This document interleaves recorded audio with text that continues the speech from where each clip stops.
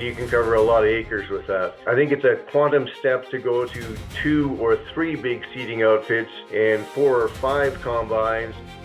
We don't have any debt at all, and I know that that's not the best business model, because you should say that you don't have any debt, you're not trying hard enough.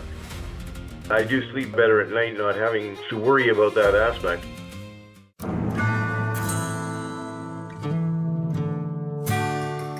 My argument is maybe too big to farm is when you can't put the best fertilizer on your field that is your footprints.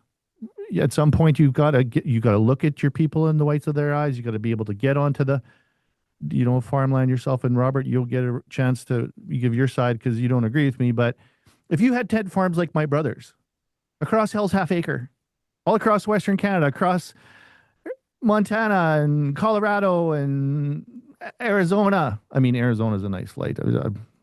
Let's not be hard on Arizona.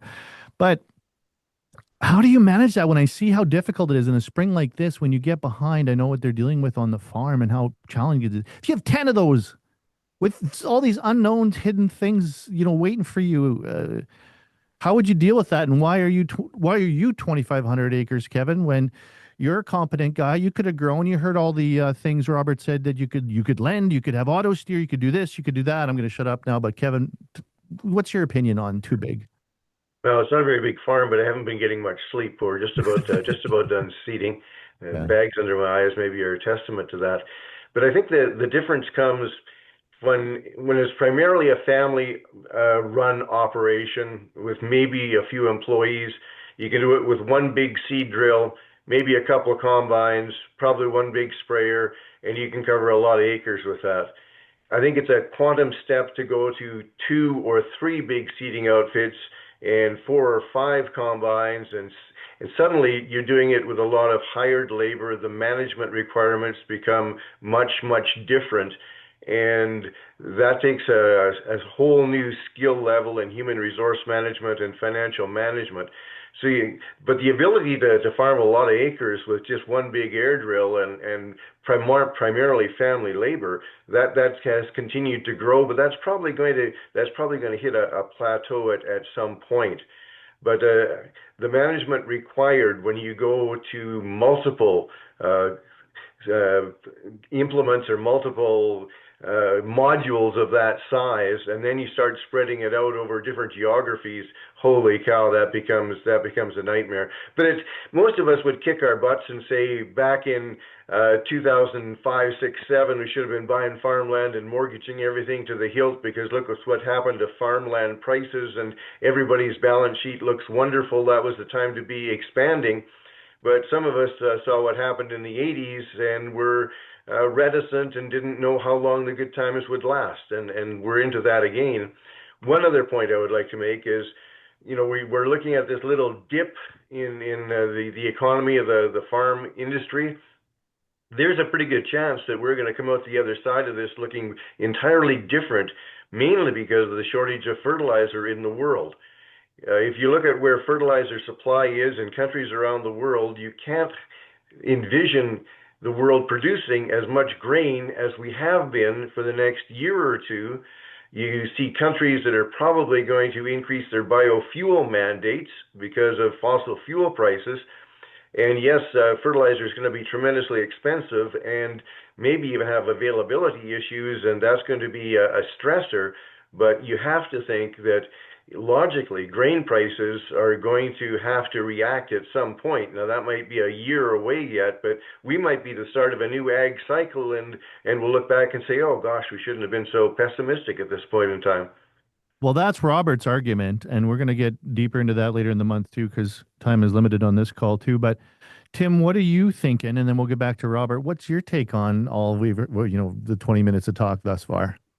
Yeah, I really like what Kevin is saying, just about kind of the size of the farm kind of capping out. Maybe around kind of 5, 6, 7,000 acres. You got a line of machinery, you got management. Sometimes you get 2 brothers or 2 families that are farming together. You get that up to 12,000. To go beyond that, I've seen where farms have wrestled to go above that is when there's They just don't have maybe the leadership or the management or the human resource capabilities that they need to do that. Those that have kind of grown beyond that, they have a knack for organizing people, setting up structures, scaling things, right? And so, and there are 100,000 acre farms out there that are successful, right? That are making it work. And so it's a different kind of structure in there. I've always said the hardest growth is from 2,500 acres to 6,000 acres, right? It's just trying to balance all the equipment adjustments and the land adjustments. But once you hit 6,000, really the next logical step is another 6,000. Okay, we're gonna, what's another pod look like, right? In terms of land, in terms of equipment, in terms of labor. And that's enterprise thinking, right? And so it's shifting from growing kind of your farm to scaling your enterprise. You never did answer me, Kevin. Why didn't you get bigger? Yeah, good question. I was quite happy with the land I had purchased to pay off the debt. Only started farming on my own about 20 years ago. It was farming with family before that, and providing labor. Didn't have any equipment of my own to speak of. So we started off with some really crappy equipment to try to make it talk to each other.